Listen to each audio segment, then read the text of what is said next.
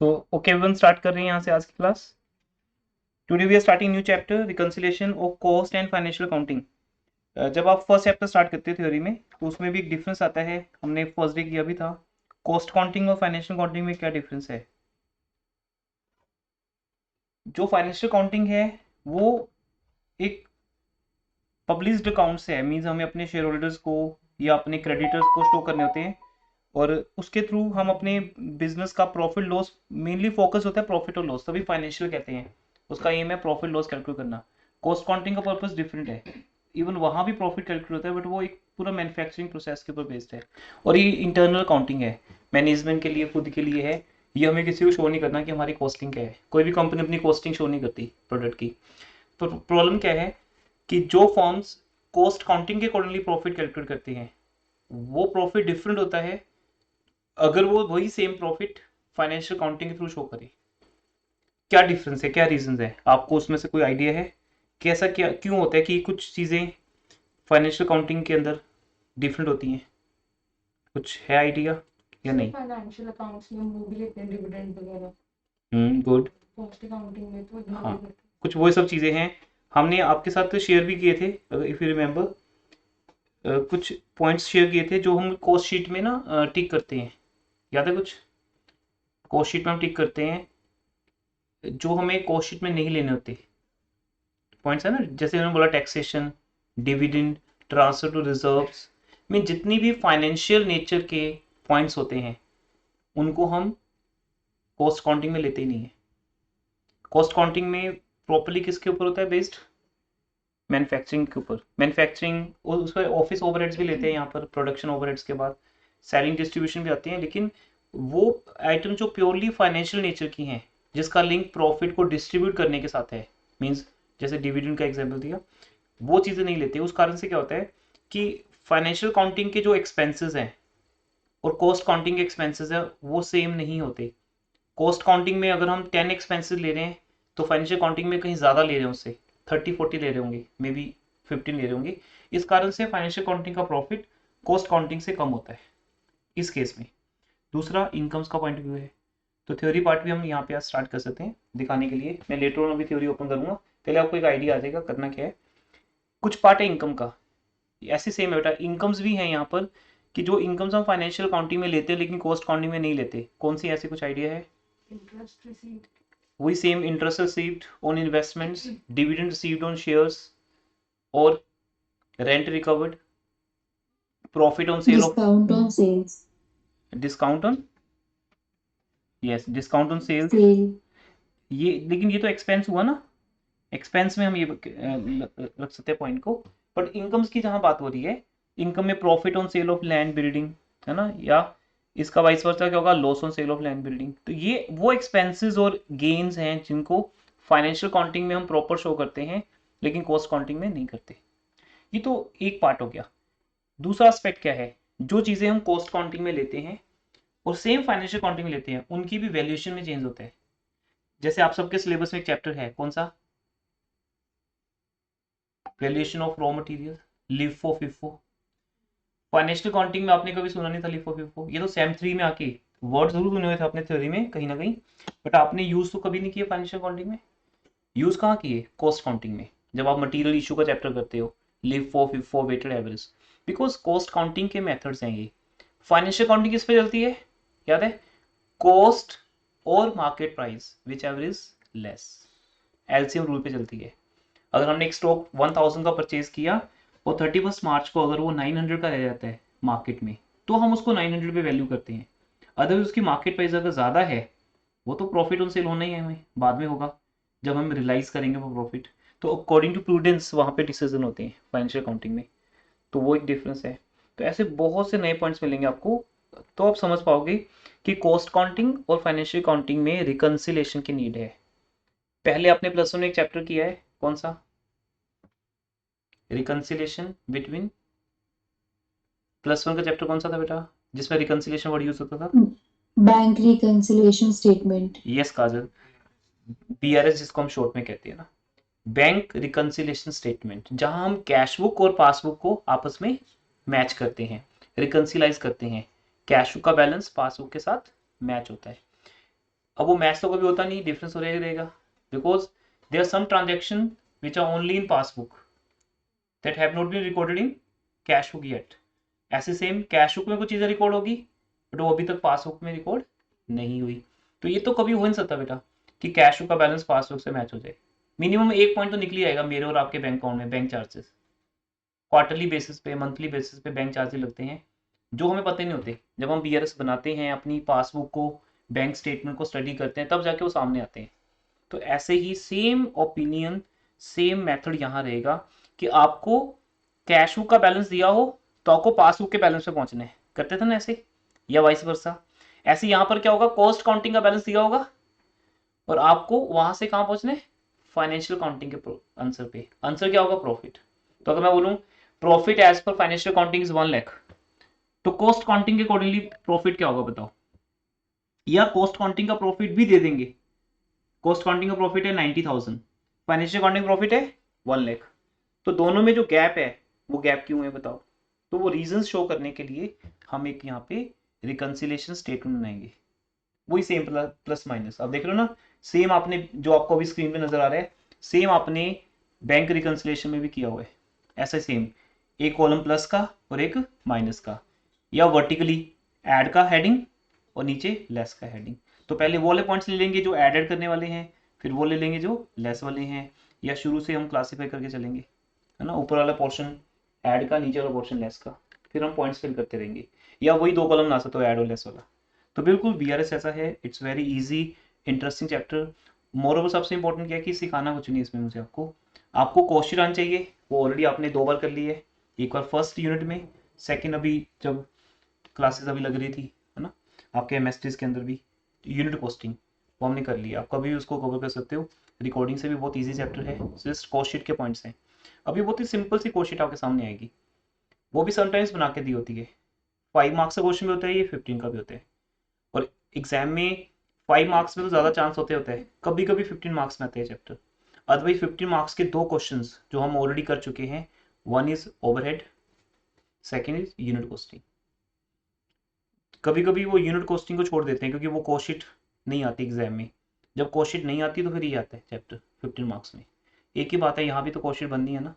तो 15 मार्क्स कैसे बनेंगे, आपको पहले प्रॉफिट एंड लॉस का बनाना होगा, ट्रेडिंग पीएल कितना ईजी आपके लिए, by sale to opening stock, वही ग्रोस प्रॉफिट निकालना, फिर नेट प्रॉफिट निकालना। पहले आपको फाइनेंशियल काउंटिंग के अकॉर्डिंगली प्रॉफिट निकालना होगा, नेट प्रॉफिट 5 मार्क्स उसके। फिर आपको एक सिंपल सी क्वेश्चन बना के profit as per cost counting निकालना होगा, 5 मार्क्स। फिर दोनों का प्रॉफिट डिफरेंट होगा, तब तक हम वैसे समझ जाएंगे कि कौन से पॉइंट्स है जो हमने, क्योंकि हमने खुद ही बनाए दोनों। अब आप कह लो कि आपका सेम 1 था, एक सेम 3 है, सेम 1 में फाइनेंशियल काउंटिंग की आपने और सेम 3 में कॉस्ट काउंटिंग कर रहे हो। इन दोनों को आपने अब यहाँ समझना है कि दोनों में डिफरेंस क्या था। फर्स्ट चैप्टर की थ्योरी में ये डिफरेंस थ्योरेटिकली समझते हैं हम, तो यहाँ हम उसको प्रैक्टिकली देखेंगे कि कौन कौन से पॉइंट्स हैं यहाँ पर। तो फिर हम उन दोनों पॉइंट्स को कंपेयर करेंगे, तो हमें खुद ही पता होगा कि हमने जब ट्रेडिंग का बनाया था तो वहाँ क्लोजिंग स्टॉक किस वैल्यू पे वैल्यू किया था, और कॉस्ट काउंटिंग में हम कैसे वैल्यू कर रहे हैं। दूसरा एक और इंपॉर्टेंट पॉइंट है ओवरहेड रिकवरी रेट, क्योंकि कॉस्ट काउंटिंग में 3 ओवरहेड्स माने गए हैं, production overheads, administrative overheads and third selling distribution overheads. इन तीनों ओवरहेड्स के रिकवरी रेट्स होते हैं, जैसे 60% ऑफ वेजेस, फिर 30% ऑफ फैक्ट्री कॉस्ट बोलते हैं ना ऐसे, या सेल प्राइस का समथिंग। तो ये सारे के सारे ओवरहेड जो कॉस्ट काउंटिंग में शो होते हैं वो रिकवरी रेट्स के हिसाब से शो होते हैं, नोट द एक्चुअल। एक्चुअली कितने डजंट मैटर, जैसे मेरा इंस्टीट्यूट का एक्चुअल रेंट कितना है वो मैटर नहीं करेगा। जब मैं आपके बैच के लिए कॉस्टिंग करूंगा तो कितना रेंट आपके बैच में शो करना है, आपके बैच में कितने स्टूडेंट्स है उसके हिसाब से भी डिसीजन हो सकता है, कोई ना कोई एक बेस हो सकता है। मैं एक्चुअल रेंट जितना मर्जी पे करूं बट शो करूंगा उतना जितना आपके ग्रुप के लिए यूज होता है।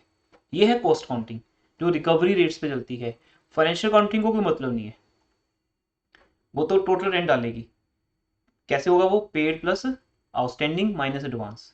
अगर ज्यादा दिया अगले साल का भी दे दिया मैंने इसी साल, एडवांस माइनस कर दो। अगर पेंडिंग है इस साल का मार्च तक, आउटस्टैंडिंग ऐड कर दो। तो फाइनेंशियल काउंटिंग में जितने भी एक्सपेंस होते हैं वो एक्चुअल टर्म्स पे होते हैं, लेकिन कॉस्ट काउंटिंग में एक्चुअल होते नहीं, उसके तो रिकवरी रेट्स होते हैं। तो ये आपको डिफरेंसेस मिलेंगे। अब हम इस चैप्टर को स्टार्ट करते हैं, लेट्स स्टार्ट। क्वेश्चन नंबर 1 आपके सामने है, just look out that question. देखो बेटा एक बार,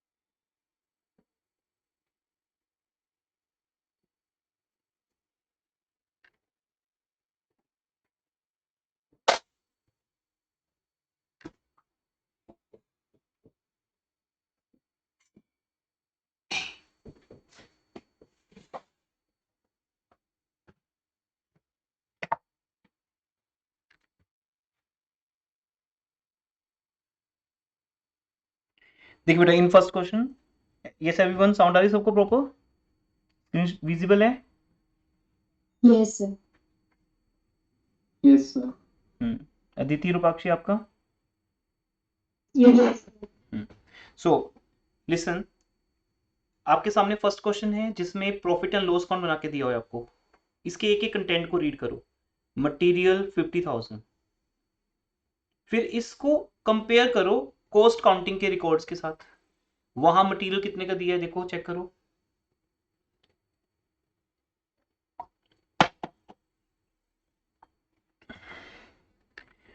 फोर टू फाइव लेक्चर्स का चैप्टर है। फर्स्ट क्वेश्चन स्टार्ट किया अभी हमने। तो क्या कॉस्ट काउंटिंग में मटेरियल का रिकॉर्ड दिया है?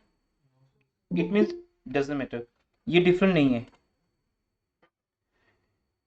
फर्स्ट क्वेश्चन स्टार्ट किया अभी, इससे पहले इंट्रो थी रिकंसिलिएशन के ऊपर। तो मटेरियल 50,000 है, लेकिन फर्स्ट क्वेश्चन ओपन कर लीजिए, अनसॉल्व्ड क्वेश्चंस रिकंसिलिएशन चैप्टर का। लेकिन कॉस्ट काउंटिंग में मटेरियल शो नहीं किया उन्होंने। इट मीन सेम ही होगा, क्योंकि ये तो हमारा हुआ ना रॉ मटेरियल कंज्यूम्ड, ये तो सेम ही होगा। Opening stock plus purchase minus closing stock, ये तो सेम ही रहता है। Doesn't matter. कैरीज इनवर्ड क्या दिया कंपैरिजन के लिए? नहीं। जो चीजें कंपैरिजन के लिए नहीं दी, इसका मीनिंग वहां कोई डिफरेंस है ही नहीं। थर्ड, वर्क एक्सपेंसेस, ये पक्का होगा, है ना, ये तो बिना देखे बता सकते हैं हम, क्योंकि वर्क एक्सपेंसेस हमारे ओवरहेड्स हैं। कौन से ओवरहेड्स हैं? Production overheads. कितने दिए प्रोडक्शन ओवरहेड्स? 11,500। अब करना क्या है, बहुत इजी वर्क है बेटा, एक ही लेक्चर में चैप्टर खत्म किया जा सकता है, बाकी तो आगे प्रैक्टिस चलेगी। देखो,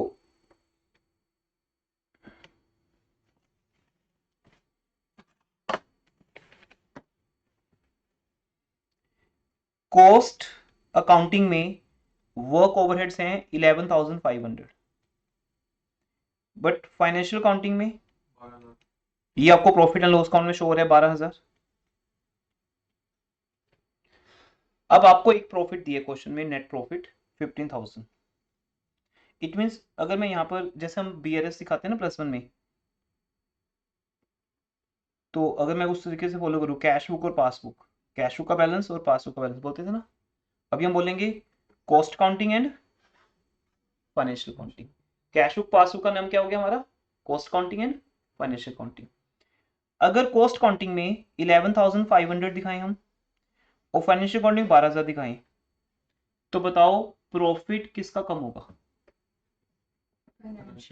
फाइनेंशियल अकाउंटिंग का कम होगा। कितने रुपए से? 500 से। सिंपल, ये लिख के देखने की नीड भी नहीं पड़ेगी आपको, ये जस्ट फर्स्ट क्लास की बात है। फाइनेंशियल अकाउंटिंग का प्रॉफिट, अब मैं प्रॉफिट की बात कर रहा हूं क्योंकि हो सकता है हमें लॉस भी दिया हो, बट हम लॉस को क्या करेंगे, माइनस प्रॉफिट मान लेंगे बस। अगर मान लो किसी क्वेश्चन, जैसे आई थिंक फिफ्थ क्वेश्चन आएगा आपके पास, कोई फिफ्थ के आसपास, वहां लॉस दिया होगा, तो हम लॉस को माइनस प्रॉफिट कह देंगे, मीन्स वो फिगर नेगेटिव होगी, बस चलेंगे प्रॉफिट के हिसाब से ही दिमाग में। तो वो भी एक यूनिवर्सल वे हो जाएगा सेट दिमाग में कि मुझे प्रॉफिट के हिसाब से सोचना है। हाँ ये है, जैसे होता है ना कैश बुक का बैलेंस पॉजिटिव है कि नेगेटिव। अगर कैश बुक का ओवरड्राफ्ट बैलेंस है तो ओवरड्राफ्ट को हम नेगेटिव मानते थे। ऐसे ही यहाँ पे अगर प्रॉफिट है तो पॉजिटिव फिगर है, लॉस है तो वो एक नेगेटिव फिगर है। वो आपको क्वेश्चन में दिया होगा, जैसे यहाँ पे नेट प्रॉफिट 15,000 है, ऐसे नेट लॉस भी होता था, बाय नेट लॉस 15,000, तो वो एक नेगेटिव फिगर बन जाती। सोचेंगे हम ऐसी बस कि अगर कॉस्ट और फाइनेंशियल अकाउंटिंग के प्रॉफिट को लेके चल रहा हूं मैं, और दोनों एक टाइम पे जीरो थे, मतलब बराबर थे, 0 0 मीन्स इक्वल, कुछ ही मान लो 0 1 10 100, हम 0 लिख देते हैं, कि एक टाइम ऐसा था कि कॉस्ट अकाउंटिंग और फाइनेंशियल अकाउंटिंग का प्रॉफिट सेम था, बट इस ट्रांजेक्शन के कारण, कौन सी transaction? Work expenses. Work expenses 500 से मैंने फाइनेंशियल अकाउंटिंग में ज्यादा दिखाए, इससे फाइनेंशियल अकाउंटिंग का प्रॉफिट 500 से कम हो गया। बस चैप्टर ओवर, इतना ही था, इतना ही चैप्टर है बेटा ये, बस एक लाइन का, कि मैंने इफेक्ट देखना है कॉस्ट अकाउंटिंग पे क्या पड़ा और फाइनेंशियल अकाउंटिंग में क्या पड़ा। अगर दोनों फिगर्स हैं तो हम कंपैरिजन कर लेंगे। हम 11,500 और 12,000 की बात ना करते हुए किसकी बात करेंगे? सिर्फ 500 की। डिफरेंस वही है ना 500 का। तो 500 रुपए हमारे फाइनेंशियल अकाउंटिंग में कम हो गए, लेकिन कॉस्ट अकाउंटिंग में कम नहीं हो पाए क्योंकि वहां एक्सपेंसेस कम गए। तो अब अगर दूसरा स्टेप देखें, ये तो फर्स्ट स्टेप है आपका, फर्स्ट स्टेप है जहां हमें इफेक्ट शो करना है, वो शो कर दिया। सेकंड है हमें इक्वल करना है। अब आप ऊपर वाली इक्वेशन को इक्वल कैसे करोगे? इसके दो तरीके होते हैं।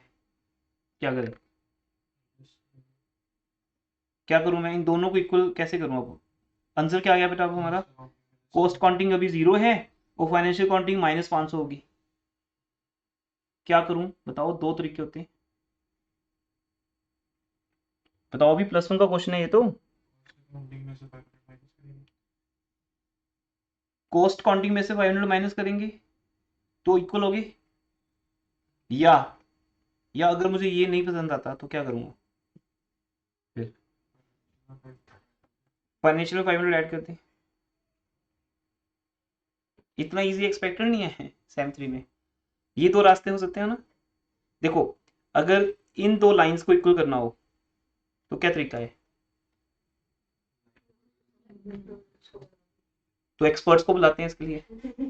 तो आप बोलोगे सर नीड ही नहीं एक्सपर्ट की, इतना तो मैं भी कर दूंगा कि या तो इसको ऐड कर दो, अगर आपको ये ऑप्शन नहीं पसंद तो दूसरी ऑप्शन भी आपके पास, या उसको कटिंग कर दो, या इस लाइन को हम काट सकते हैं तो वो दूसरे की इक्वल हो जाएगी। पर दोनों में से एक ही करेंगे ना, दोनों करेंगे फिर अनइक्वल हो जाएंगे। एक वे आउट करने में फॉलो। तो ये जितना इजी है एज ए लेमैन उतने यहाँ पे है। अगर मैं फाइनेंशियल अकाउंटिंग के प्रॉफिट में, अब मेन इक्वेशन क्या है, फाइनेंशियल अकाउंटिंग के प्रॉफिट में 500 रुपए ऐड कर दूं तो वो कॉस्ट काउंटिंग इक्वल हो जाएगा। देखो आपके सामने मैंने ऐड किया, जैसे ऐड किया 0, ये ऑलरेडी 0 है, बराबर होगी। अब 0 तक फिगर है, चाहे उसको 15,000 मान लो। अगर उससे मुझे एक्चुअल लिखना है तो एक्चुअल 15,000 लिख लो, क्योंकि हमें फाइनेंशियल अकाउंटिंग प्रॉफिट क्या दिया है? 15,000 दिया। पर उसकी बात नहीं हो रही, मेन है कि इस 500 का क्या इम्पैक्ट आया। तो 500 रुपए कम होने से फाइनेंशियल अकाउंटिंग का प्रॉफिट कम हो गया, 500 रुपए माइनस होने के कारण उसमें से। बट कॉस्ट काउंटिंग में ऐसा कुछ हुआ ही नहीं, क्योंकि वहां वो एक्सपेंस कम से गया। तो अब हम फाइनेंशियल में ऐड करेंगे या कॉस्ट में माइनस करेंगे? दूसरा आपका आंसर था कि सर ऐसा करो, आप कॉस्ट में से 500 माइनस कर दो। ये तो 500 माइनस है ही है, इसको भी 500 माइनस कर लो तो भी इक्वल आ गया। अब इन दोनों में से कौन सा बेटर है ये आप बताओ। कौन सा बेटर है? सेकंड स्टेप में हम क्या करेंगे? दोनों में से कौन सा बेटर है?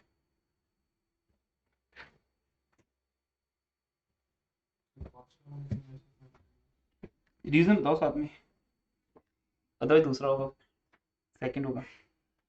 रीजन आपके सामने ही है, सामने बुक में देखो। नहीं।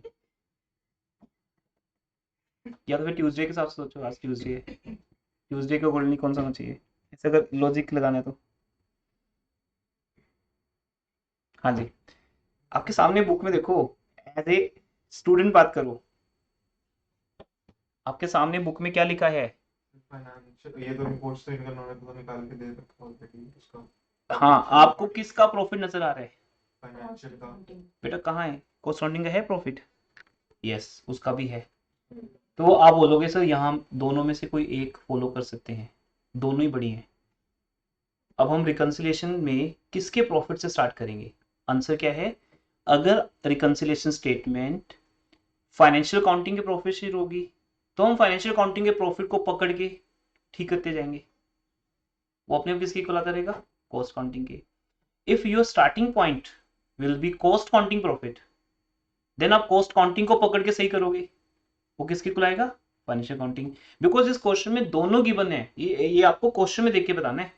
क्वेश्चन में फाइनेंशियल अकाउंटिंग का नेट प्रॉफिट 15,000 है और कॉस्ट काउंटिंग का नेट प्रॉफिट 16,270 है। तो यहाँ दोनों ही दिए हैं, पर आपको पहले चूज करना है इन दोनों में से किस में से स्टार्ट करोगे। देखो मैंने जैसे चूज किया, सॉल्यूशन आपके सामने है।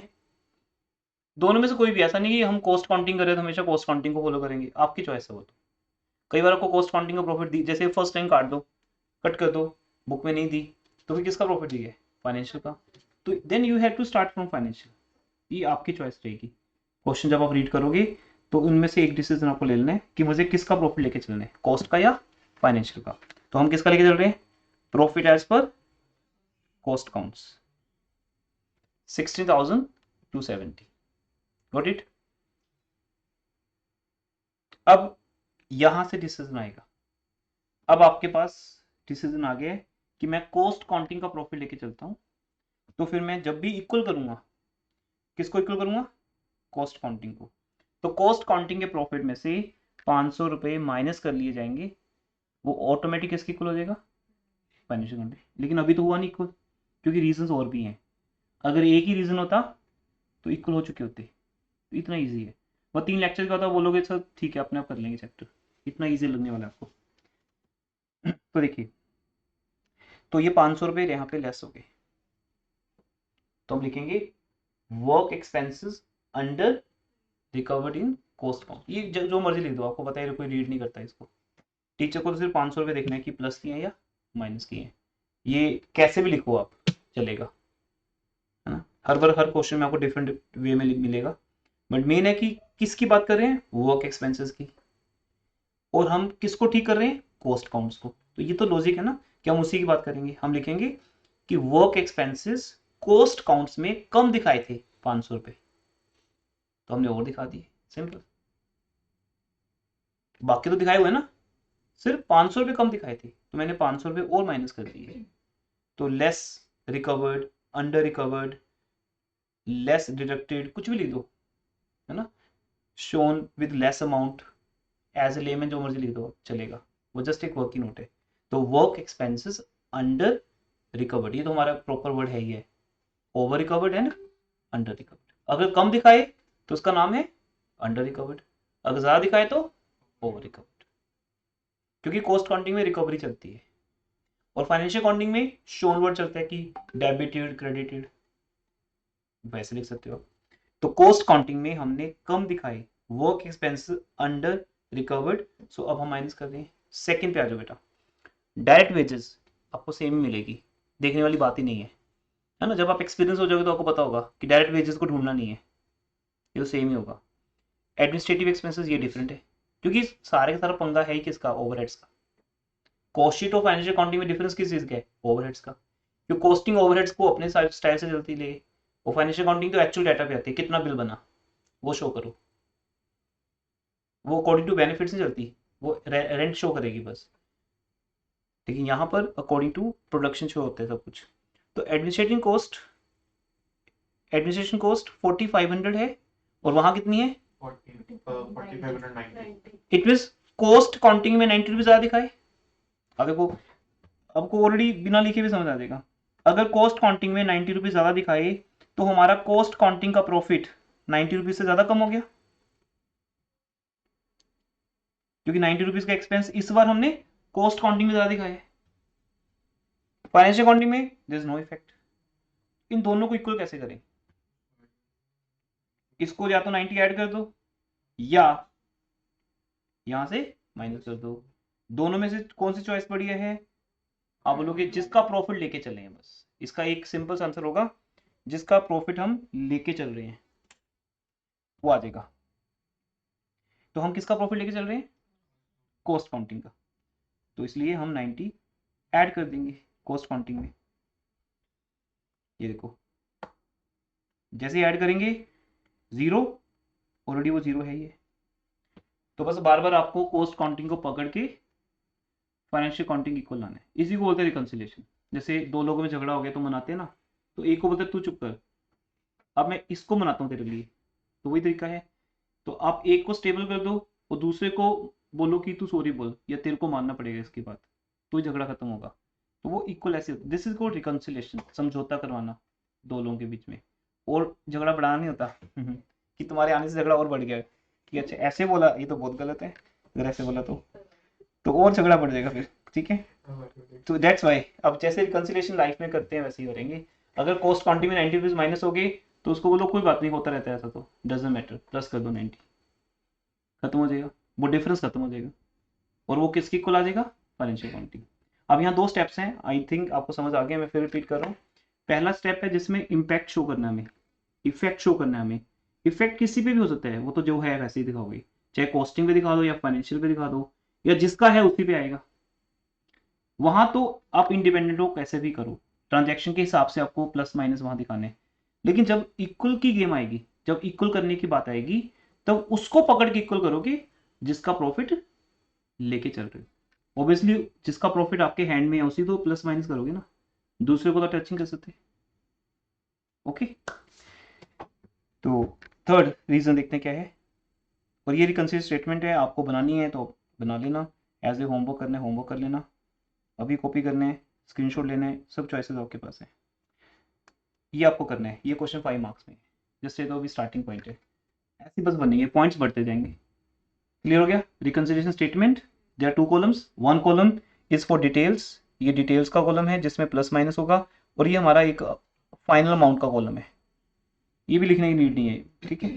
तो ये प्लस माइनस का हो गया, और ये जो प्लस हुई फाइनल फिगर, जो माइनस हुई फाइनल फिगर, ये आपका आंसर आ गया। तो अगर आपने कॉस्ट काउंटिंग से स्टार्ट किया था तो हम कहाँ पहुंच गए, फाइनेंशियल काउंटिंग। तो देख लो फाइनेंशियल काउंटिंग का प्रॉफिट कितना था, 15,000 था। तो जो डिफरेंस था, डिफरेंसेस क्लियर हो गए, बस समझौता हो गया। कॉलम में कर सकते हाँ, एक में भी कर लो, कोई प्रॉब्लम नहीं, वो कोई इशू नहीं है। ठीक है जी, नेक्स्ट। अब आपको अगर 15,000 से स्टार्ट करते क्या होता, उल्टा हो जाता।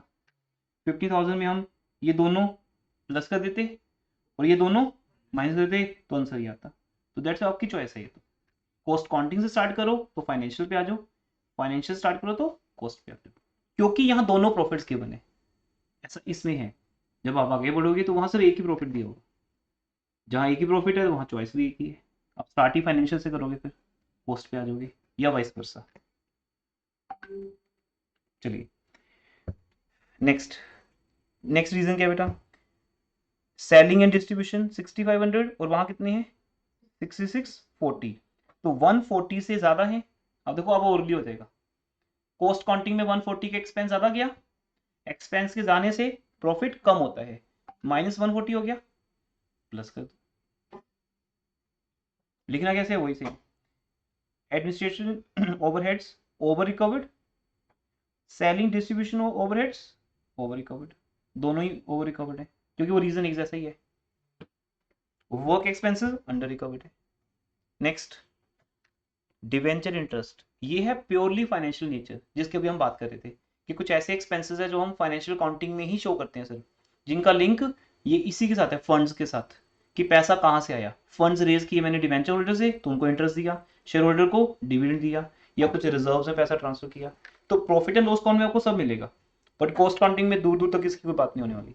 तो नीचे देखने की जरूरत नहीं आपको कि क्या ये पॉइंट है वहाँ यहाँ नहीं होगा, क्योंकि अब आप कोशिश कर चुके हो।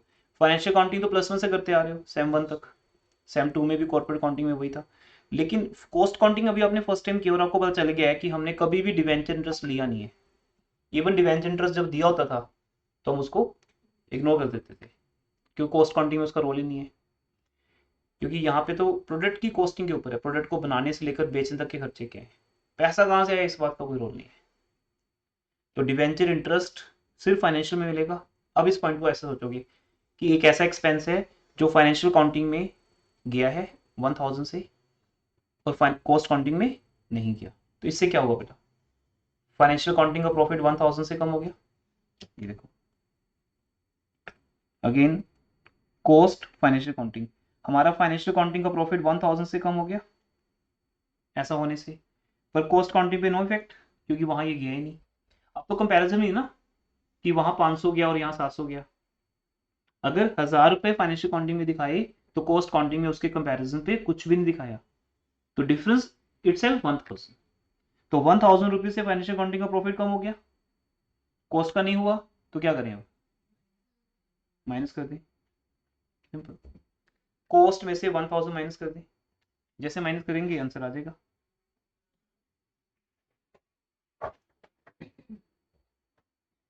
ओके क्लियर है। नेक्स्ट, अब आपके 2 लेस हो गए, 2 ऐड हो गए और अल्टीमेट आंसर आ गया, इसको लिखोगे प्रॉफिट एज पर फाइनेंशियल अकाउंट्स। बस इतने चैप्टर रहेगा, रेस्ट आपके प्रैक्टिस के क्वेश्चन हैं। क्वेश्चन नंबर 2 में आइए, हर एक क्वेश्चन में एक दो नए पॉइंट्स आते रहेंगे। अब आप रिकंसिलाइज करो बेटा, करो मैच, कंपैरिजन करो, देखो कितना समझ आ रहा है।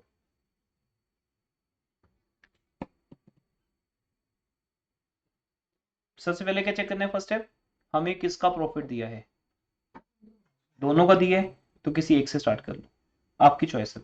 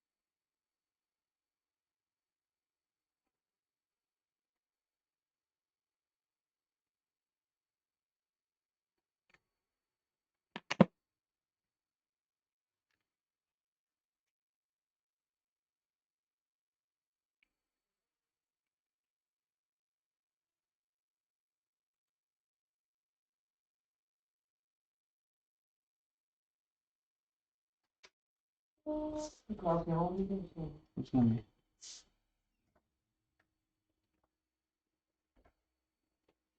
हाँ जी बेटा, क्लियर है, समझ आ रहे हैं। कॉस्ट काउंटिंग का प्रॉफिट है 50,000, हमने जहां से स्टार्ट कर दी है। अब आप देख लो, overhead as per cost counting 85, financial counting में 7,000, 1,500 रुपए से एक्सपेंसेस ज्यादा शो किए कॉस्ट काउंटिंग में, इससे कॉस्ट काउंटिंग का प्रॉफिट कम हो गया। ऐसे लिंक बनाना है अपने दिमाग में, इससे कॉस्ट काउंटिंग का प्रॉफिट कम हो गया, क्योंकि एक्सपेंसेस ज्यादा जाने से प्रॉफिट कम ही होगा ना, ये तो आपको पता है। एक्सपेंसेस का प्रॉफिट से इनवर्स रिलेशनशिप है। तो अब हम ऐड कर देंगे 1,500 रुपये, ऐड कर दिया। वही same over recovery of overheads, then share transfer fees received, ये तो बाद में आ जाएगा पॉइंट। सेकंड बुक में कौन सा पॉइंट सेकंड, डायरेक्टर फीस, ये भी आपको पता है कॉस्ट काउंटिंग में डायरेक्टर फीस नहीं आती। अच्छा, अब हम कैसे बोलेंगे, डायरेक्टर फीस फाइनेंशियल काउंटिंग में जाने से क्या हुआ, फाइनेंशियल काउंटिंग का प्रॉफिट कम हो गया, तो कॉस्ट में से भी कम कर दो, तो हमने कॉस्ट में से कम कर दिया। तो ऐसे आप हाफ ऑफ कर लोगे एरिया को ना, ऐड के पॉइंट्स ऊपर रह जाएंगे, लेस के नीचे लिखते जाओ। नेक्स्ट, बट करना ऐसे ही एक साथ ही है, पहले नहीं सिलेक्ट नहीं करने प्लस वाले, फिर टाइम वेस्ट कर ज्यादा। Third point, 5,000 provision for doubtful debts, ये भी फाइनेंशियल काउंटिंग लगती है, इससे फाइनेंशियल काउंटिंग प्रॉफिट कम हो गया, कॉस्ट में से भी कम कर दो। Next, work was commenced during the year and new factory expenditure 30,000 was made, depreciation 5%, 5% का डेप्रिसिएशन भी हमने सिर्फ फाइनेंशियल काउंटिंग में दिखाया है, कॉस्ट काउंटिंग में दिखाना रह गया। तो 30,000 का 5% 6 मंथ्स के लिए 750, फाइनेंशियल काउंटिंग प्रॉफिट कम हो चुका है ऑलरेडी शो करने से एक्सपेंस। इसका भी कर दो। शेयर ट्रांसफर फीस रिसीव्ड, ये भी एक ऐसी इनकम है जो सिर्फ कहाँ आती है, फाइनेंशियल अकाउंटिंग में, जो कंपनी को फीस मिलती है शेयर होल्डर से शेयर ट्रांसफर करने पे। तो इससे फाइनेंशियल अकाउंटिंग का प्रॉफिट प्लस हो चुका। ये तो है इम्पैक्ट। अब देखो इम्पैक्ट कहीं भी आ रहा है, किसी ट्रांजेक्शन का इफेक्ट कहाँ आ रहा है, कॉस्टिंग में, किसी का फाइनेंशियल में। इक्वल करते वक्त बस दिमाग को बता के रखना कि मैं किसका प्रॉफिट लेके चल रहा हूँ, किसका लेके चल रहे हैं, कॉस्ट काउंटिंग का। तो कॉस्ट काउंटिंग को ही ऐड करना है या लेस करना है इक्वल करते वक्त, ये नहीं भूलना, दैट्स इंपॉर्टेंट। तो कॉस्ट काउंटिंग में भी ऐड कर दो। देन इनकम टैक्स का प्रोविजन किस में बना है, फाइनेंशियल में, जिसमें फाइनेंशियल का प्रॉफिट ऑलरेडी कम हो गया, कॉस्टिंग में कम कर दो। आगे आंसर 2500 ऐड करने हैं और ये 22 माइनस करने हैं, फाइनली आंसर आगे 29,750, ये मैच हो जाएगा। एग्जाम में क्लियर रहता है कि आंसर सही है गलत है। Then third question, third question important है, थर्ड और फोर्थ दोनों 5 मार्क्स में ना इनमें से कोई एक क्वेश्चन आता है एग्जाम में। अब आप चेक करो किस किस का डिफरेंस है, चेक करो। फिर स्टॉक वैल्यूएशन का पॉइंट मैं समझाता हूँ अभी आपको, यहाँ पे न्यू पॉइंट है। मैं 2 मिनट देता हूँ आपको, पहले क्वेश्चन रीड कर लो।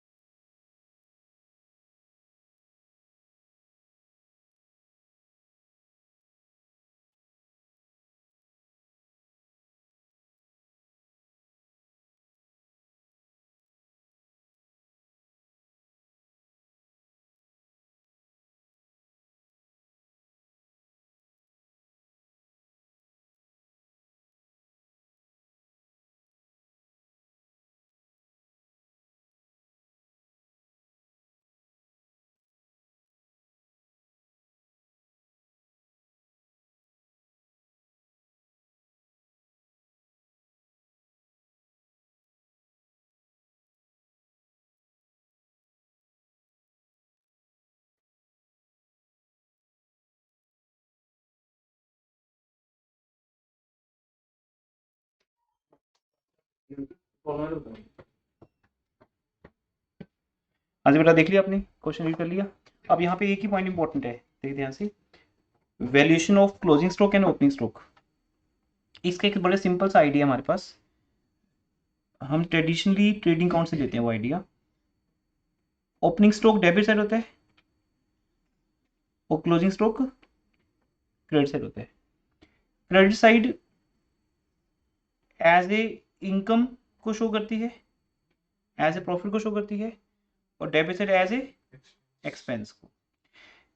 इवन क्लोजिंग स्टॉक हमारी इनकम तो नहीं होता, बट जितना क्लोजिंग स्टॉक ज़्यादा होता है उतनी ही हमारी कॉस्ट ऑफ गुड्स सोल्ड कम आती है, क्योंकि जो ट्रेडिंग अकाउंट का कॉन्सेप्ट है वो COGS पे बना है।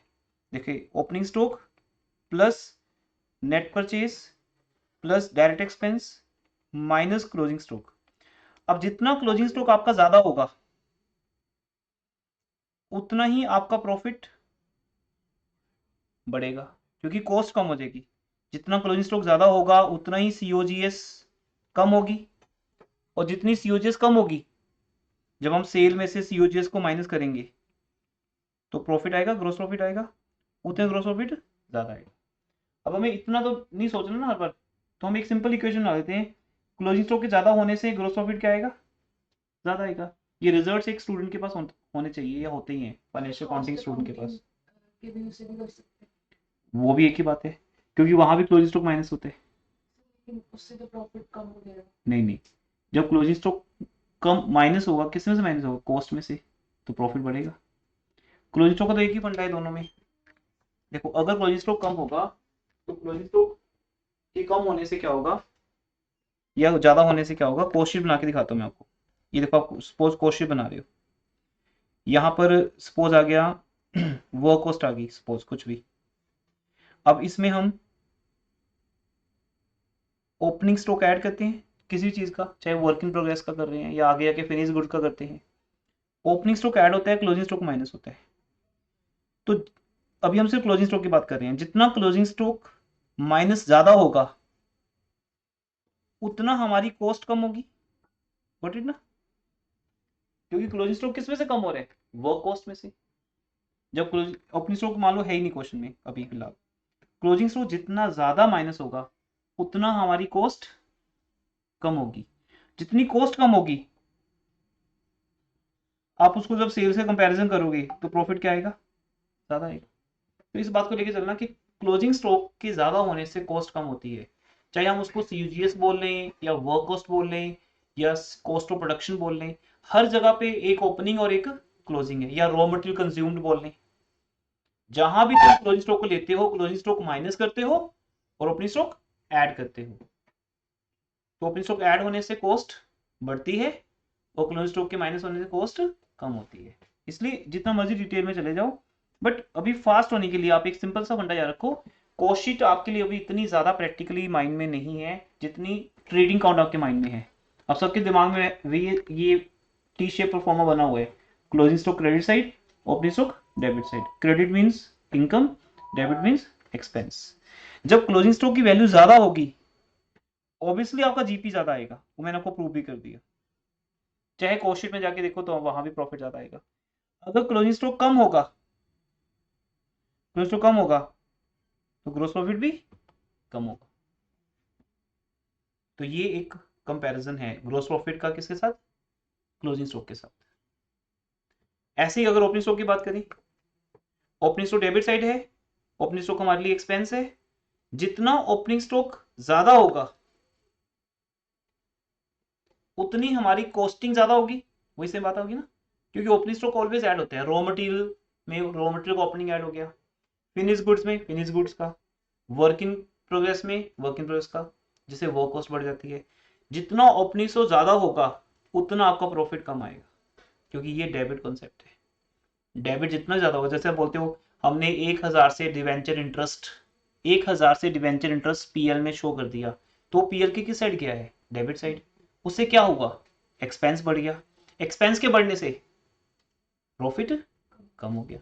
तो इसलिए जब भी ओपनिंग स्टॉक ज्यादा होगा आपका एक्सपेंस बढ़ जाएगा, आपकी कॉस्ट बढ़ जाएगी। फाइनेंशियल अकाउंटिंग में हम एक्सपेंस बोल देते हैं, कॉस्ट अकाउंटिंग में कॉस्ट बोल देते हैं। आपकी कॉस्ट ज्यादा होगी तो आपका प्रॉफिट भी कम होगा। अब इसका एक रिजल्ट हमारे लिए क्या रहेगा दिमाग में, चाहे कॉस्ट शीट है या फाइनेंशियल अकाउंटिंग है, क्लोजिंग स्टॉक एक एज ए इनकम काम करता है, ज़्यादा तो प्रॉफिट भी ज़्यादा, कम तो प्रॉफिट भी कम। ओपनिंग स्टॉक एक एज ए एक्सपेंस काम करता है और एक्सपेंसेस का प्रॉफिट के साथ रेसिप्रोकल लिंक है। ओपनिंग स्टॉक ज़्यादा तो प्रॉफिट कम, ओपनिंग स्टॉक कम तो प्रॉफिट ज़्यादा। Got it? अब आप कंपैरिजन करो, फिर देखते हैं क्या होगा।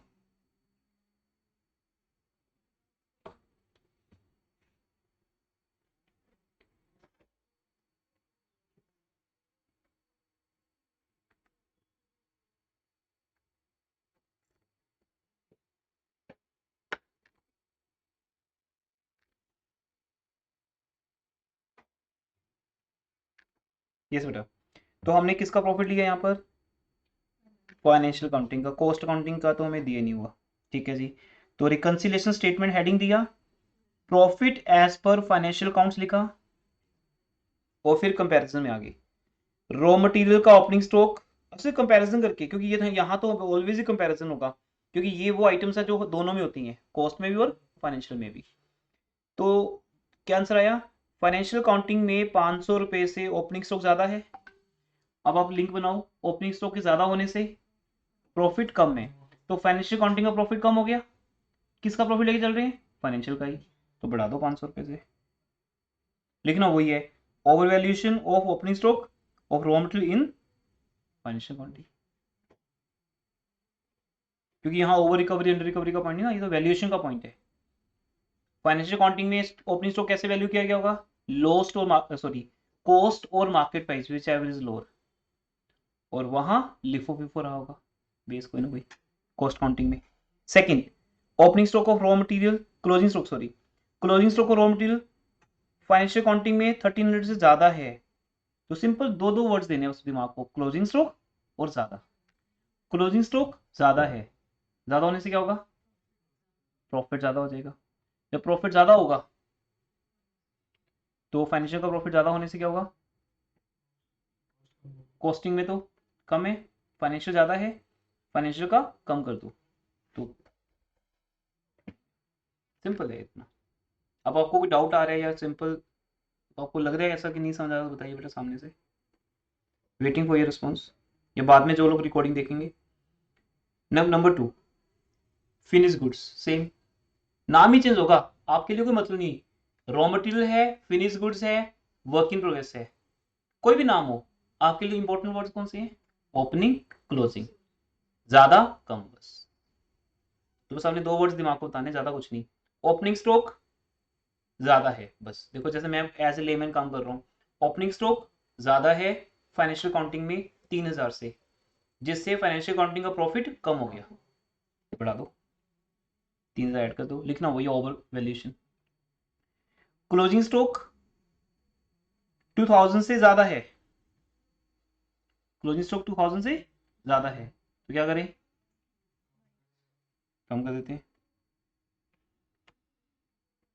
देन आगे बेटा सिंपल पॉइंट्स हैं, dividend of 1000 was received by the company, financial का प्रॉफिट ऑलरेडी ज्यादा हो गया 1000 से, क्योंकि ये वो पॉइंट है जो फाइनेंशियल अकाउंटिंग में आता है, तो आप लेस कर दो। Next, machine with net book value of 10,000 was sold for rupees 8,000, 2000 का लॉस हो गया। आपको पता है loss on sale of fix assets, और जो पॉइंट्स मैंने स्टार्टिंग बोले थे आज वो समझ आ रहे ना, वो थ्योरेटिकली। तो ऐसे थ्योरी में ये सब दिया हुआ है आपके इस चैप्टर की थ्योरी में अगर जाओगे, रीजंस दिए हुए हैं कि कौन से ऐसे पॉइंट्स हैं जो फाइनेंशियल में सिर्फ आते हैं, कौन से हैं जो सिर्फ कॉस्ट में आते हैं, चाहे वो इनकम के हों या एक्सपेंस के हों। अब ये 2000 का जो लॉस हुआ था वो किस में आया होगा, फाइनेंशियल अकाउंटिंग में, उससे फाइनेंशियल का प्रॉफिट कम हो गया, बढ़ा दो। Loss on sale of machine shown only in financial, जैसे बोलते थे shown only in cash book या ओनली इन पासबुक, वैसे दिखाना है यहाँ पे भी। Next, company charge 10% interest on it's opening capital,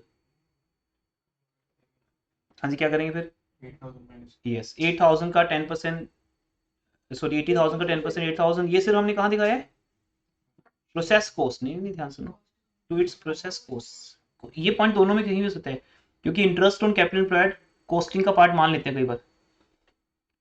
normally तो ये फाइनेंशियल अकाउंटिंग में आता है क्योंकि ये अगेन फाइनेंशियल नेचर का है, बट अगर यहाँ दिखाया है तो ठीक है, लिखा हुआ है तो उसके ऊपर क्या करना डिस्कशन।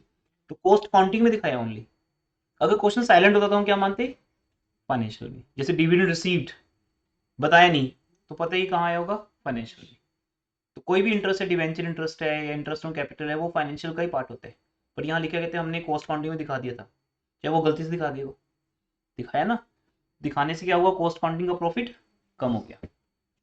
तो फाइनेंशियल का तो नहीं हुआ, कर दो कम आप 8000। अब क्या लिखा है, डजंट मैटर पर्टिकुलर्स, अपनी चॉइस है, जैसे मर्जी लिख दो। Interest on capital employed only shown in cost counting. देखो ये लिखा भी नहीं पूरा, ये क्योंकि यहाँ मैटर नहीं करता इतना। हमने रीजन लिखने की, रीजन क्या है, इंटरेस्ट ऑन कैपिटल एम्प्लॉयड, वो प्लस होगा या माइनस होगा, माइनस होगा, ये आपका आंसर आ गया। 3 पॉइंट्स प्लस करने हैं, 4 माइनस करने हैं, that will be your answer. Okay जी। अब नेक्स्ट क्वेश्चन है, आप अभी मेरे सामने देखो, डू फास्ट, देखो जल्दी से, समझ आता है नहीं आता।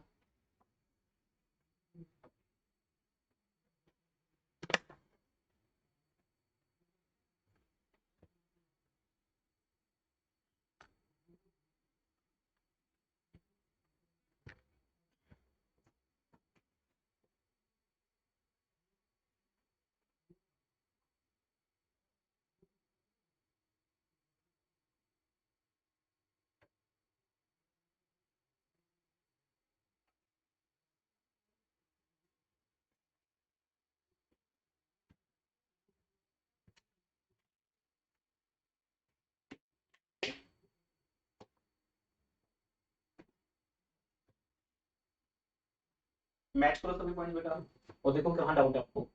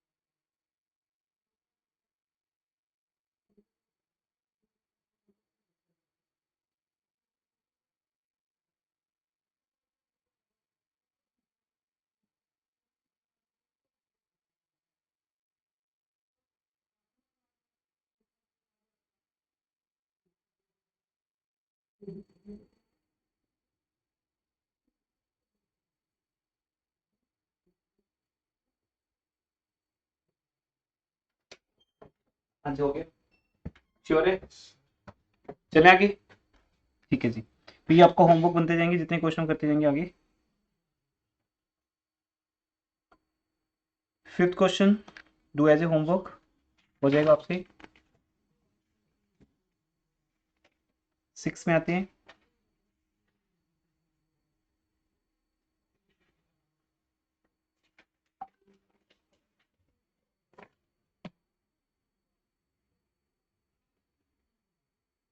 प्रॉफिट एंड लॉस काउंट आपके पास और रिकॉर्ड्स हैं आपके पास कॉस्टिंग के। Closing stock, direct wages absorbed, और डायरेक्ट वेजेस का पॉइंट भी इसमें डिफरेंट है। तो डायरेक्ट वेजेस कॉमन होती है। यहाँ बताया गया कि डायरेक्ट वेजेस फाइनेंशियल काउंटिंग में क्वेश्चन नंबर 6 में हम न्यू बुक के साथ सीक्वेंस मैच हो रहे हैं ना। ओपनिंग रॉ मटेरियल 24,70,000, यही है ना प्रॉफिट एंड लॉस काउंट आपका, ठीक है। क्वेश्चन नंबर 6 में हम, तो यहाँ वेजेस का पॉइंट भी है। 2,18,000 की वेजेस कॉस्ट काउंटिंग में है और फाइनेंशियल काउंटिंग में 2,30,000 की है, ठीक है। तो अब आप मैच करके प्लस माइनस करना है आपने। और क्या पॉइंट्स हैं? फैक्ट्री ओवरहेड्स है, एडमिनिस्ट्रेटिव, सेलिंग, तो कुछ नया तो नहीं है इसके अंदर। डिविडेंड रिसीव्ड आपको फाइनेंशियल काउंटिंग नजर आ रहा है। अब देखो कुछ पॉइंट्स आपको उन्होंने वहां नहीं दिए क्योंकि वो सिर्फ कॉस्टिंग रिकॉर्ड है। बाकी आपकी अपनी ऑब्जर्वेशन है कि प्रॉफिट एंड लॉस काउंट के अंदर आपको क्या दिया, डिविडेंड्स, जो आपको पता है कॉस्टिंग में नहीं है, होते भी नहीं। बाकी तो मैच ही कर लिया आपने। रॉ मटेरियल के ऊपर परचेज सेम रही होगी। रॉ मटेरियल का ओपनिंग स्टॉक नहीं दिया, कुछ भी क्लोजिंग स्टॉक नहीं दिया, तो इसमें रॉ मटेरियल का कोई और पॉइंट नहीं है इसके अंदर। और इसके अलावा किसका प्रॉफिट दिया है? फाइनेंशियल अकाउंटिंग का। तो आप फाइनेंशियल अकाउंटिंग के प्रॉफिट से स्टार्ट कर सकते हो। कॉस्ट अकाउंटिंग का प्रॉफिट दिया है,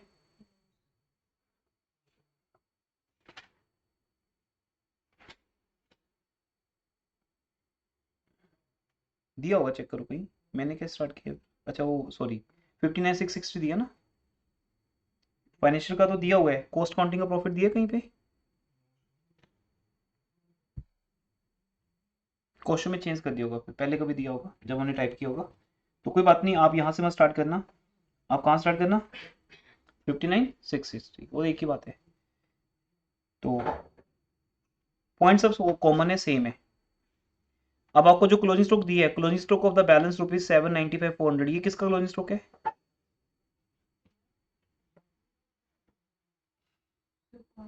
जो आपको ऊपर दिया है फर्स्ट पॉइंट कॉस्ट रिकॉर्ड्स में, क्लोजिंग स्टॉक बैलेंस ₹7,95,400, ये किसका क्लोजिंग स्टॉक है? हाँ, रॉ मटेरियल का ही होगा फिर, क्योंकि और तो क्लोजिंग स्टॉक है ही नहीं। तो थोड़ा सा वो होता है ना, अपना लॉजिक्स लगाते रहने अपने अपने से, रीजनिंग, सॉरी लॉजिक नहीं, रीजनिंग लगाते रहने कि किसका होगा, इसी का होगा, ठीक है। तो कुछ है नहीं बताने को, इतना हो जाएगा। So now the important question 7th। मैंने आपको थर्ड और फोर्थ इंपॉर्टेंट बताया है, फिर उसके बाद 7th क्वेश्चन इंपॉर्टेंट आता है। स्टार्ट करते हैं 7th क्वेश्चन।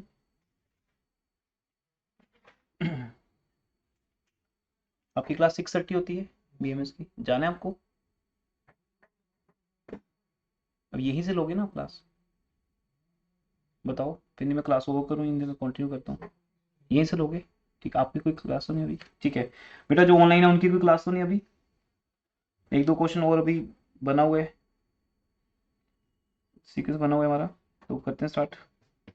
हाँ जी बेटा, 7th क्वेश्चन में आइए। अब इस क्वेश्चन में नेट लॉस गिवन है, तो आपको अभी तक जितने क्वेश्चन थे उसमें क्या प्रॉफिट गिवन था, इसमें लॉस है, तो कोई दिक्कत नहीं है। आप लॉस को एक नेगेटिव फिगर मान लो। कैसे करेंगे देखो, loss as per cost accounts 172,400 क्या बन गया, नेगेटिव बन गया। ये सब उल्टा हो जाएगा। बुक का जो स्टाइल है वो लॉस के हिसाब से है, मैं वो भी सिखा देता हूँ आपको, और हम प्रॉफिट के हिसाब से कर रहे हैं। फॉर एग्जाम्पल एक कोई भी एक पॉइंट देखो आप, work overhead under recovered in cost counts, हमें कंपैरिजन करके दिए हुए हैं, सीधा ही डिफरेंस दिया हुआ है। फर्स्ट पॉइंट चेक करो, बुक में फर्स्ट पॉइंट चेक करो 7th क्वेश्चन का, लॉस के बाद works overhead under recovered in cost counts, इसका मीनिंग क्या हुआ? प्रॉफिट, प्रॉफिट इंक्रीज हो गया, कॉस्ट काउंटिंग का, क्योंकि कॉस्ट काउंटिंग में अंडर रिकवर्ड है। कॉस्ट काउंटिंग में एक्सपेंस कम गया, प्रॉफिट इंक्रीज हो गया। अब मैं क्या करूं, कॉस्ट काउंटिंग का प्रॉफिट कम कर दूं, तो बेटा ये जो 3120 है ये 3120 माइनस होंगे।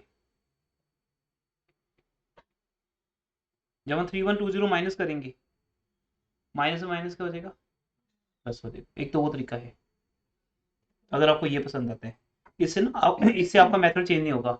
आप हर क्वेश्चन को प्रॉफिट के साथ सोचोगे। क्वेश्चन में बस लॉस दिया है तो पहले वाली फिगर 172,400 नेगेटिव कर दो।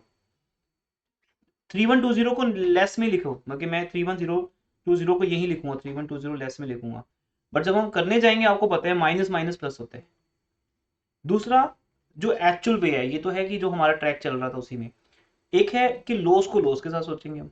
अब आप प्रॉफिट को दिमाग से छोड़ दो, लॉस की बात करो। अब दोबारा फिर बोलो वही चीज, वर्क्स ओवरहेड कॉस्ट काउंटिंग में कम गए हैं, कम जाने से लॉस बढ़ेगा या कम होगा, कम होगा। सिंपल। जितना हम प्रॉफिट को जानते हैं उतना लॉस को भी जानते हैं। एक्सपेंसेस का प्रॉफिट के साथ इनवर्स रिलेशनशिप है, तो लॉस के साथ क्या है, पॉजिटिव। जितना एक्सपेंस कम जाएगा उतना लॉस के लिए फायदा है। जैसे आपको पहले ही लॉस हो रहा है, तो जितने एक्सपेंसेस आपके कम होंगे उतना फाइनल लॉस कम आएगा। तो अगर लॉस के साथ सोचना है तो सोच लो कि कॉस्ट काउंटिंग में लॉस है और एक्सपेंसेस कम जाने से लॉस कम हो गया, तो फिर क्या करेंगे, ऐड करेंगे।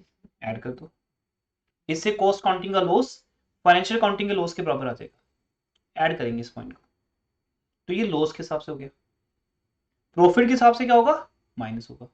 फिर उस केस में आपको 172,400 को नेगेटिव मानना पड़ेगा, क्योंकि अगर प्रॉफिट को लिख रहे हैं और है वो लॉस, तो समटाइम्स एक्सपर्ट्स ये कहते हैं कि नेगेटिव लॉस भी प्रॉफिट है। बस प्रॉफिट नेगेटिव फॉर्म में, बस वो उसको हम क्या बोल देते हैं, लॉस बोल देते हैं। रिजल्ट तो वो भी एक। इसलिए या तो लॉस को पॉजिटिव लिखो, लॉस को पॉजिटिव लिखने का मतलब मैं लॉस को लॉस के वे में ही ले रहा हूं और लॉस के हिसाब से क्वेश्चन सोल्व करूंगा। दूसरा जो मैंने सजेस्ट किया कि इसको अगर नेगेटिव मान लो, फिर अब आप इसको नेगेटिव लिख के भूल जाओ बस। ये चीज हम +1 में भी करते थे। Bank overdraft balance as per cash book, वो नेगेटिव मान लेते थे, उसका पूरा क्वेश्चन सेम करते जैसे करते हैं, फिर भूल जाते थे कि नेगेटिव हम ओवरड्राफ्ट लेके चल रहे हैं पॉजिटिव लेके चल रहे हैं। वो एक तरीका है रिकंसिलेशन का जो +1 सिखाते हैं हमें, कि अगर कोई फिगर नेगेटिव है उसको नेगेटिव में लिख दो, पॉजिटिव है पॉजिटिव लिख दो, चाहे चाहे प्लस माइनस के 2 कॉलम ना लो, या हम वर्टिकल कर रहे हैं ऐसे। अभी वैसे ये नेगेटिव फिगर है, अब आप वैसे करो जैसे करते हो कि कॉस्ट काउंटिंग में एक्सपेंस कम जाने से प्रॉफिट बढ़ गया, तो मुझे प्रॉफिट को कम करना है, तो 3120 माइनस हो जाएंगे।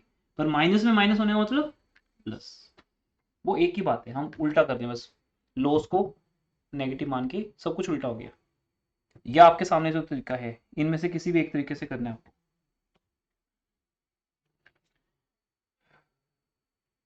कर लोगी। अब इस क्वेश्चन को पहले इस ऐसे ही करें जैसे आपके सामने है, फिर दूसरा तरीका आप कर लेना फॉलो। अब मैं लॉस को लॉस लेके चल रहा हूँ, तो लॉस के तरीके से सोचूंगा। नंबर 2 पे आ जाओ, बहुत ईजी है। Administrative overheads recovered in excess, office के खर्चे ज्यादा दिखा दिए, ज्यादा दिखाने से लॉस बढ़ गया, कम कर दो लॉस, तो ये माइनस में जाएंगे। 2 पॉइंट्स हो गए। थर्ड डेप्रिसिएशन फाइनेंशियल काउंटिंग में चार्ज किया 11,200, कॉस्ट काउंटिंग में 12,500, तो कॉस्ट काउंटिंग में ज्यादा गया, कितना ज्यादा गया, 1300, 1300, तो ज्यादा जाने से लॉस बढ़ गया, लॉस को कम कर दो। बस आपका, आप किस वे में बोल रहे हो, आपका माइंडसेट कैसा है उसके हिसाब से आंसर आता रहेगा। Next, interest received not included in cost accounts, 8,000 का इंटरेस्ट फाइनेंशियल काउंटिंग में आने से और कॉस्ट काउंटिंग में ना आने से, हम कॉस्ट काउंटिंग सोचेंगे ना, कॉस्ट काउंट क्योंकि हम कॉस्ट काउंटिंग का लेके चल रहे हैं, तो उसी पे लगा दो। तो कॉस्ट काउंटिंग का लॉस बढ़ेगा या कम होगा अगर उसमें एक इनकम ना डालें। एक ऐसी इनकम, इनकम ही ना, हाँ, एक ऐसी इनकम जो फाइनेंशियल काउंटिंग में तो गई बट कॉस्ट काउंटिंग में नहीं गई, इससे कॉस्ट काउंटिंग का लॉस बढ़ेगा, तो कम कर दो, 8,000 लेस होंगे।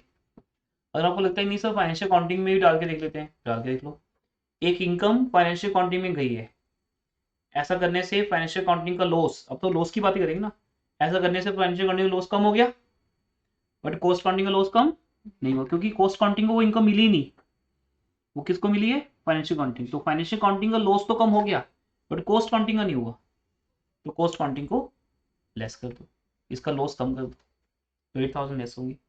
तो लॉस के हिसाब से सोचो तो भी आंसर सेम आएगा। Loss charge in financial accounting, obsolescence का लॉस, उससे भी फाइनेंशियल का लॉस बढ़ गया, कॉस्टिंग का बढ़ा नहीं, कॉस्टिंग का बढ़ा दो, प्लस हो जाओ, रीजन वही लिखना है जो लिखा हुआ है, obsolescence loss charge in financial accounts. Next,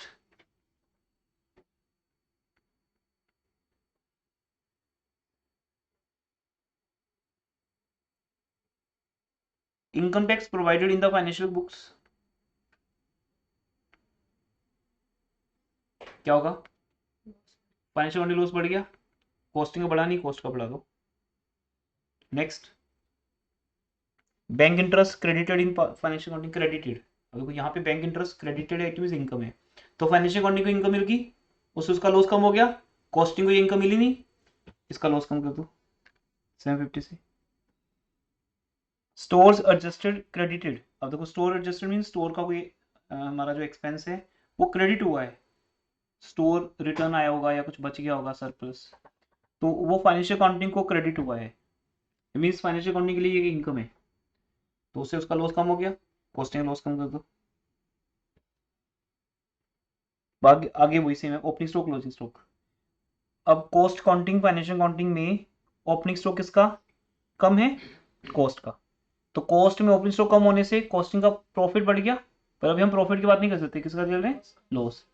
तो जब ओपनिंग स्टॉक कम होगा तो सोचो क्या होगा, खर्चा कम हो गया, खर्चा कम होने से लॉस कम हो गया, इसलिए हमेशा ओपनिंग स्टॉक को एक्सपेंस मानना, बस एक सिंपल फंडा है बेटा, कभी भी आगे भी काम आएगा आपके, जब हम आगे जाएंगे नेक्स्ट क्लासेस में। ओपनिंग स्टॉक एक्सपेंस है, क्लोजिंग स्टॉक इनकम है, सिंपल फंडा, चाहे कोई भी काउंटिंग हो, कॉस्ट काउंटिंग फाइनेंशियल काउंटिंग। तो एक्सपेंस कम जाने से लॉस बढ़ गया, सॉरी लॉस कम हो गया, तो लॉस को बढ़ा दो, तो ये प्लस वाला पॉइंट बनेगा। फिर क्लोजिंग स्टॉक कॉस्टिंग में ज्यादा गया है, कितना ज्यादा गया वो डिफरेंस आ जाएगा, तो क्लोजिंग स्टॉक ज्यादा जाने से क्या होगा, क्लोजिंग स्टॉक इनकम है, क्लोजिंग स्टॉक नहीं समझ आया तो इनकम बोलो, इनकम ज्यादा जाने से कॉस्टिंग का लॉस कम हो गया, लॉस बढ़ा दो, बढ़ गया। Then interest charge in cost accounts but not in financial, interest charge करने से कॉस्टिंग का लॉस बढ़ गया, कम कर दो 6,000। प्रीलिमिनरी एक्सपेंसेस फाइनेंशियल अकाउंटिंग जाने से फाइनेंशियल अकाउंटिंग का लॉस बढ़ गया, बट ये पॉइंट्स कॉस्टिंग में नहीं आए, अगर आते तो लॉस और इंक्रीज हो जाता, 800 इंक्रीज कर दो। Provision output debts again same, increase कर दो। तो ये सारे पॉइंट्स प्लस होंगे, नीचे वाले माइनस होंगे, तो अब हमारा लॉस एज पर फाइनेंशियल अकाउंटिंग आ जाएगा।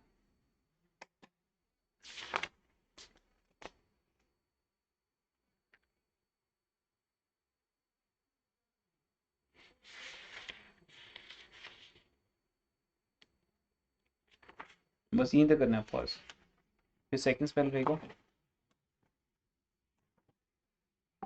4 क्लासेस है मोस्टली इस चैप्टर पे, यूजली आप पास यहीं तक करने बेटा, अप टू 7, 8 क्वेश्चन से लॉन्ग क्वेश्चन स्टार्ट हो जाएंगे, ये भी शॉर्ट क्वेश्चन से 7 तक, 8 ऑनवर्ड्स लॉन्ग क्वेश्चन है। पहले पीएल बनेगा, कोशिट बनेगी, और फिर उसका रिकंसिलेशन होगा, ठीक है।